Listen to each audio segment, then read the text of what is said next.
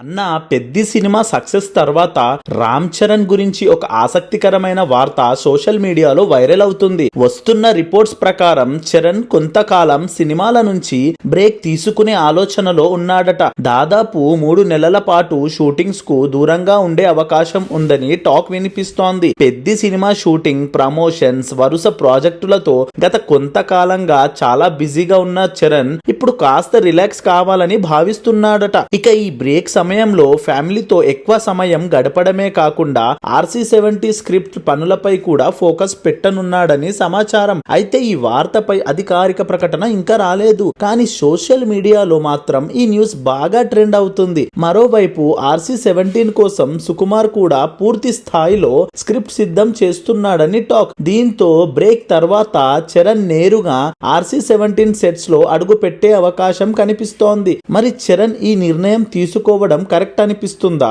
Comment చేసి మీ అభిప్రాయాన్ని చెప్పండి. ఇలాంటి లేటెస్ట్ టాలీవుడ్ అప్డేట్స్ కోసం మన ఛానల్ ని మాత్రం సబ్స్క్రైబ్ చేసుకోవడం మర్చిపోకండి మిత్రమా.